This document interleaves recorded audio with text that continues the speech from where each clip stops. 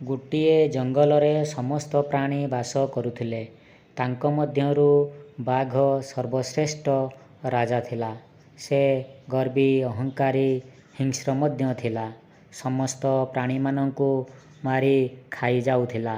ଏପରି ଦେଖି ସବୁ ଜଙ୍ଗଲରେ ଥିବା ପ୍ରାଣୀମାନେ ଭୟଭୀତ ହୋଇଯାଉଥିଲେ। ସେମାନେ ଭାବିଲେ, ଯଦି ରାଜା ଆମକୁ ଏଭଳି ଆମ ଉପରେ ଅନ୍ୟାୟ ଅତ୍ୟାଚାର କରିବେ, ତାହେଲେ ଆମ ସମସ୍ତଙ୍କର ଲୋପ ପାଇଯିବ।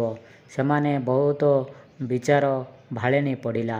ସେମାନେ କ'ଣ କରିବେ ନିଜ ମଧ୍ୟରେ ଗୋଟିଏ ବିଚାର କଲେ ଏବଂ ସଭା ମଧ୍ୟ ବସିଲା। ସଭାରେ ସେମାନେ କ'ଣ କରିବେ ନ କରିବେ ବିଚାର କରୁଥାନ୍ତି।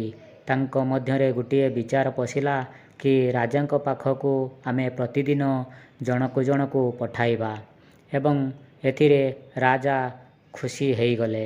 ସମସ୍ତଙ୍କ କଥାରେ ରାଜି ହୋଇଗଲେ। ଏହିଭଳି ହେଲା। ରାଜାଙ୍କ ପାଖକୁ ପ୍ରତିଦିନ ଜଣକ ଜଣକୁ ପଠାଗଲା। ରାଜା ବେଶ୍ ଖୁସି ଆନନ୍ଦରେ ଖାଇ ଚାଲୁଥିଲେ। ଅନ୍ୟ ଜୀବଜନ୍ତୁମାନଙ୍କୁ କିଛି ହଇରାଣ ଅସୁବିଧା କରୁନଥିଲେ। ଦିନକର ଘଟଣା, ଠେକୁଆର ପାଳି ପଡ଼ିଲା। ଠେକୁଆ ସହଜେ ବହୁତ ଚାଲାକ। ସେ କ'ଣ କରିବ ନ କରିବ ସେହି କଥା ଭାବୁଥାଏ ଏବଂ ତା ପରଦିନ ରାଜାଙ୍କ ପାଖକୁ ଯିବା ପାଇଁ ନିଷ୍ପତ୍ତି ନେଲା ଏବଂ ରାଜାଙ୍କ ପାଖକୁ ଚାଲିଲା। ବାଟରେ ଯାଉଁ ଯାଉଁ ସେ କହିଲା, ରାଜାଙ୍କୁ ଗୋଟିଏ ଉଚିତ ଶିକ୍ଷା କ'ଣ ଦେବା ପାଇଁ ମନରେ ଚିନ୍ତା କରୁଥାଏ ଏବଂ ରାଜାଙ୍କ ପାଖକୁ ଚାଲୁଥାଏ ଏବଂ ଏହିଭଳି ଚାଲି ଚାଲି ଭାବିଲା ଯେ ରାଜାଙ୍କୁ କ'ଣ ଗୋଟିଏ ଉଚିତ ଶିକ୍ଷା ଦେବି। ଏପରି ଧୀରେ ଧୀରେ ମନ୍ଥର ଗତିରେ ରାଜାଙ୍କ ନିକଟକୁ ଚାଲିଲା ଏବଂ ବିଳମ୍ବରେ ରାଜାଙ୍କ ପାଖକୁ ପହଞ୍ଚିଲା। ରାଜା ଯେତେବେଳେ ପଚାରିଲେ, ଏତେ ବିଳମ୍ବ କ'ଣ ପାଇଁ ହେଲା?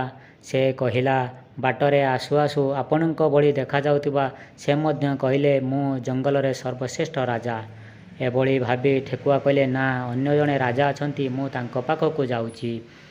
ରାଜା ସାଙ୍ଗେ ସାଙ୍ଗେ ରାଗିଯାଇ କହିଲେ, କିଏ ସେ ମୂର୍ଖ ଏଭଳି କହିଲା? ଠେକୁଆ ସାଙ୍ଗେ ସାଙ୍ଗେ କୂଅ ନିକଟକୁ ନେଇଯାଇ ରାଜାଙ୍କୁ କହିଲା, ଦେଖନ୍ତୁ, ୟା ଭିତରେ ଥିବା ସେହି ଜଣକ ମୋତେ କହିଲା। ରାଜା ପାଣିକୁ ଦେଖି ତାଙ୍କର ପ୍ରତିବିମ୍ବକୁ ସାଙ୍ଗେ ସାଙ୍ଗେ ରାଗିଯାଇ ସେହି ପାଣିକୁ କୁଦା ମାରିଲେ ଏବଂ ସେଥିରେ ସେ ଆତ୍ମହତ୍ୟା କଲେ। ଚତୁର ଠେକୁଆ ଖୁସିରେ ଘରକୁ ଫେରିଲା।